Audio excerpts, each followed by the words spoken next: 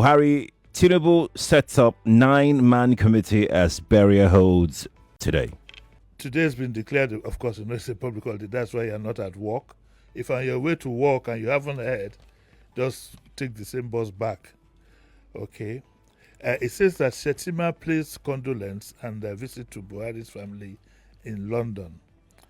Abdulsalami Abubakar said something that is completely embarrassing. I was with Buhari in the same hospital, one of the most expensive hospitals in Harley Street, housed two former presidents of Nigeria, a country that way back in the 60s, the king of Saudi Arabia, when he fell ill at that time, he came to UCH in Ibadan. Google it. Or like Peter Obi says, Go and verify. Go and verify. It's 62 or 63 thereabout. The king of Saudi Arabia came to UCH. Now, one of the most expensive hospitals on Harley Street. If you are used to the city of London, you know Harley Street is where the very expensive clinics are. And they housed two of our ex-presidents. But the politics of that and whatever, we'll talk about that some other time. Okay, so I'm sure everybody is wondering what I think. When I said I was in shock yesterday, I'm not saying like the Ogun State governor said that he was in shock to hear an 83-year-old man pass who had been ill. I think when we write these condolence messages, we should be more realistic and more human. If a man of 83 dies, you don't say you're in shock. But I was shocked, not because Buhari died, but I was shocked at the reactions. Not because I didn't believe in those reactions, but I was shocked at the barrage of anti-Buhari sentiments that were expressed in the social media for various reasons. And it opened my eyes. Let me confess that I'd always been a Buhari fan. But I just wish that after his tenure as a military president, he didn't step into the murky waters of politics, because I believe, at the very least, in being polite, that it demystified him. And that demystification happened to me yesterday. My eye just opened. And it's very sad that the Buhari I grew to know way back in 83, had he been at that time, had he been president or head of state for at least 6 years or 7 years, this country wouldn't have been the same. But the Buhari that came, apparently into, and I was one of those that campaigned for him, and all the theories that I put, none of it worked. None of it worked. So yesterday my eyes opened, and I knew I could now understand the anger of most Nigerians. What they didn't say, but was implied, was that he laid the foundation for the problem we are in now. Whether you like it or not, he laid the foundation for the problem we are in now. And something tells me, and I'm strongly of the view, that the current problem we are in now could have been averted had he been the same Buhari that we grew to know when he was military head of state. I leave you to expand that sentence in any manner that you feel. Buhari did some of us in, but again, that I will not expand, because the current crisis we're in, for example, could jolly well have been averted. And it's funny that the same people that he aided to put us in this mess are the same people who now packed everything and put it in his laps. You remember that those in government now keep saying that, if the current president hadn't done this and that, the previous government had laid a bad foundation, and so on and so forth.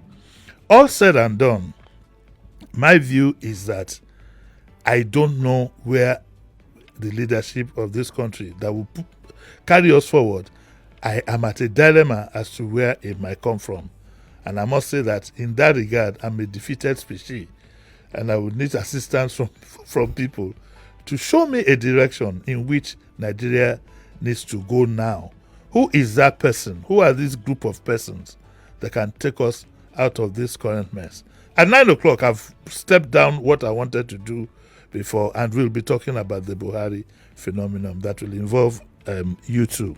Okay, so we'll be able to expand it at that moment. But may his soul rest in peace. I found it remarkable that his wife claimed that he told her that he should ask Nigerians to forgive him.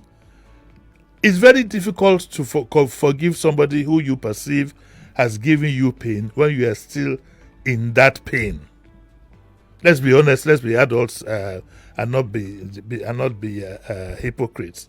It's very, very difficult. It's going to be difficult for the majority of people who express themselves to forgive Buhari for where they perceive he has put them. But as they say, the show must go on. We hope we too will learn. I've learned my lesson, and I hope other people too have learned their lesson, placing their hope. But how do you do it? You judge people by their past experience. Imagine me as a young journalist then. We had a head of state who went after all corrupt persons. You don't want to know how I felt on that particular day. When we woke up, remember there was no social media, so you heard in the news. Woke up and heard that Buhari had put Diko in a crate. Where anywhere you go, we are going to come after you. When I remember things like war against indiscipline, I remember the case of the law against drug trafficking was death. People queuing, war against indiscipline, all kinds of things. If we had gone the long mile, 6, 7, 8 years, you people, some of you younger ones don't know what it was like, for example, to take a bus way back then. It's every man for himself and God for us all, and pickpockets had a field day. And in Buhari's time, if NEPA disconnects your meter and you go and put it together, the penalty was death. And guess what? He was looking for examples. That's one thing I liked about him then. The unfortunate decree, it caught somebody like Bernard Owo. I was even surprised I remembered the name. I used it to harass Sheriff that my memory is working. Bernard Owo was involved in he was caught at the airport with drugs. Let's say he was caught last week Thursday. By this week, a new decree came out that said that if you were involved in drugs, the penalty was death. And guess what? That's what happened to Bernard Owo. He was killed. That's one of the unfortunate sides of it. But I somehow, it would have been difficult at that time, not, of course, under a military government, that for you to institute that, for you to start that war against indiscipline, crime, and whatever, some eggs, to make that omelette, some eggs will have to be broken. Some of the politicians had the set of twins in prison. He threw all of them in prison. By the time the Maverick came out, that footballer came out, he had pardoned everybody and his business as usual. And the result is what you have today.